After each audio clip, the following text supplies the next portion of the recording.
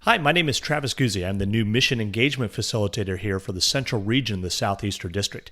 And I'd like to welcome you to a new monthly vlog we're going to be doing called Jesus Central.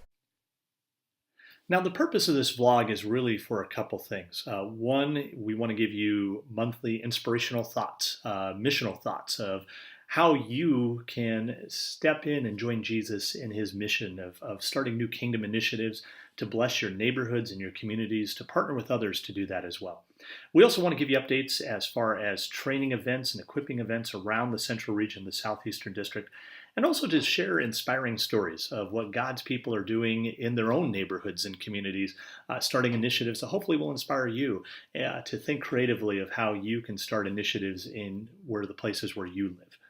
But what I want to first of all do is just give you a little bit of an introduction of who I am. Like I said, I'm the new Mission Engagement Facilitator here for the Central Region, and my ministry is really focused on three things. It's one, to inspire you to join Jesus in his mission in your community by starting new kingdom initiatives that seek to bless people and further the kingdom. Also, it's about equipping to provide the trainings and resources that you need to be able to step into that mission that Jesus is calling you to in partnership with him and others. And finally, it's about empowering. It's coming along with the encouragement and support to serve you as you seek to join him in that mission. But for this vlog, what I really want to do is just give an introduction to myself. As I had mentioned, am the new Mission Engagement Facilitator here for the Central Region. And my background is rather an interesting one. Served for 6.5 years as a DCE, was trained at Concordia University in Portland, Oregon. And from there, I've served, while trained as a DCE, served primarily in outreach ministries. For example, serving in places like Vancouver, British Columbia, where my wife and I were called by the Lutheran Church Canada to start new initiatives to reach the vast numbers of Chinese who are moving in from Hong Kong because of the '97 takeover. And from our work, we began an ESL program, by the end of which we had 80 people in there, and by God's blessing, a Chinese church got planted from that mission effort. Also served in places like San Francisco, where I served as the director of outreach there with the congregation, primarily focused on the Chinese who were in our day school, reaching out and sharing Jesus with them and seeing them become part of our community of faith there at West Portal. And then our outreach to our larger community and neighborhood there around the West Portal area of San Francisco. Then I went on to seminary at St. Louis, Missouri, there at Concordia, and my seminary training was focused on the emphasis in the North American church planting track, really how to start missions and engage in God's mission in our post-church and post-Christian culture. For the last 14 years, I've been serving primarily in congregational ministries, and my last ministry, I had the joy and privilege of serving at my home congregation that I came into faith through in middle school, St. John Lutheran in Idaho Falls, Idaho. And after 26 years away, the congregation called me back to be their pastor, and I've had the joy and privilege of blessing that congregation for the last 3 years with all the blessings that they've given me over the years.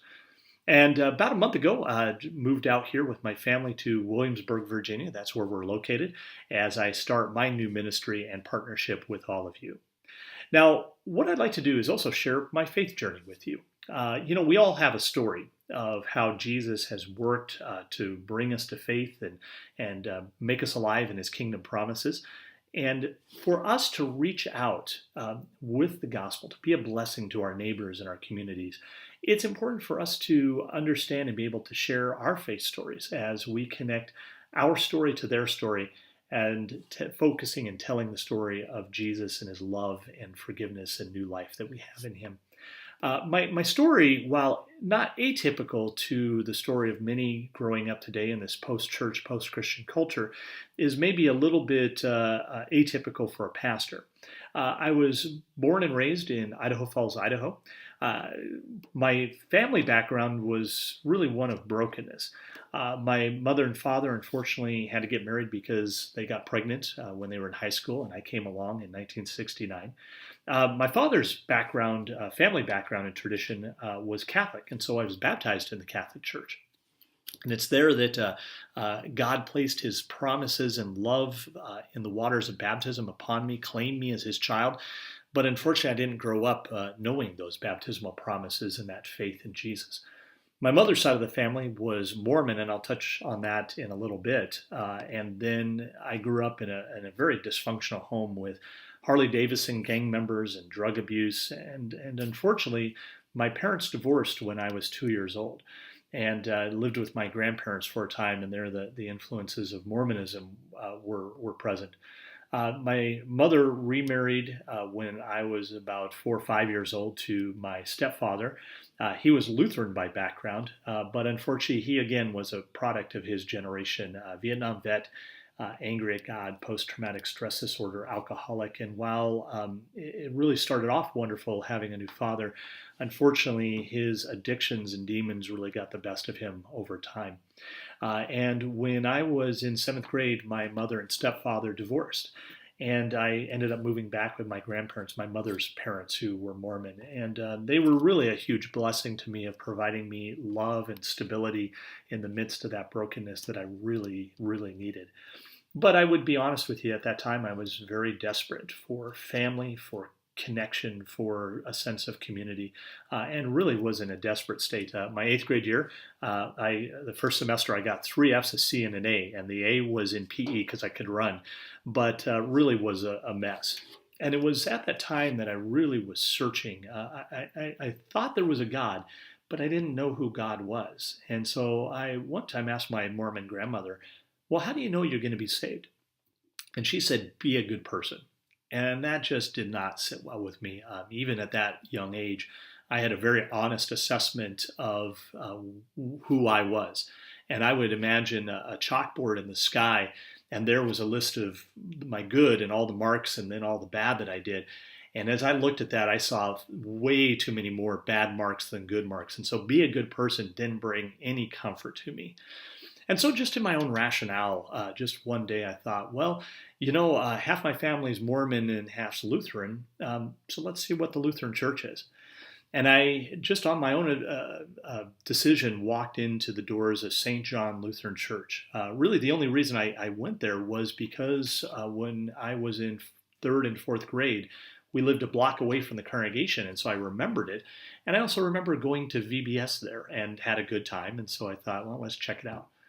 But when I walked through the doors of St. John, I really had no idea what a Lutheran church was. I have, over the years, jokingly said that when I walked in there, I looked around and was like, wow, there's a lot of white people here. And the music's not what I expected it to be. You see, the only reference to Luther that I had was Martin Luther King Jr. And so, very honestly, just in my ignorance, I thought I was going to a black church. And this should be informative for us that many times when people walk in our congregations, sometimes they don't have a context of who we are and our faith tradition. So it's important to recognize that sometimes they may be a little confused when they walk in the door. But the members of the congregation were really wonderful. They lovingly told me, no, not that Luther. There was a 16th century Luther. And I was like, oh, okay. And they showed me where the youth group was. And there were a couple kids I knew from school there. So I was able to make some connections. They showed me where the punch and cookies were. And, the really cool thing was I was even ushering before I knew who Jesus was and his love and his promises. But in that congregation, I really found a sense of belonging, a sense of family and connection that I really was desperate for. And then over the years, through the Sunday school lessons, the youth group, the youth leaders, the pastor sharing the sermons each Sunday, that the seeds of the gospel were being planted in my life. And it was around my sophomore and junior year in high school that those seeds of faith began to burst forth and began to flower. And where God really, I think, kind of brought it all together for me was I had a chance to go up to one of our Lutheran camps, Lutheran Camp Perkins in the Sawtooth Mountains of central Idaho. And there, God did some amazing things in my life. Through the love of the counselors, through their Bible studies and skits and the singing, that I came to realize and find out and discover that even though I didn't have earthly parents who were the blessing that God intended for me, I had a Heavenly Father who loved me with an everlasting love in Jesus. And that big chalkboard in the sky that I was worried about, Jesus gave his life for me. He died for my sins. And by his blood, he washed away all the bad. And in his eyes, all that remained were the good. And there I saw my baptismal identity finally, that I was a beloved, holy, cleansed child of God. And there, perhaps the greatest news for me was the news that I didn't have to be trapped by my past.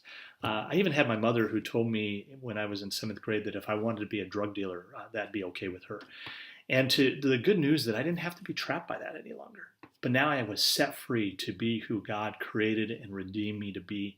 And I'll tell you, in that week, God transformed my life. The truth of the gospel, while it began here, made sense here, and my life has never been the same since.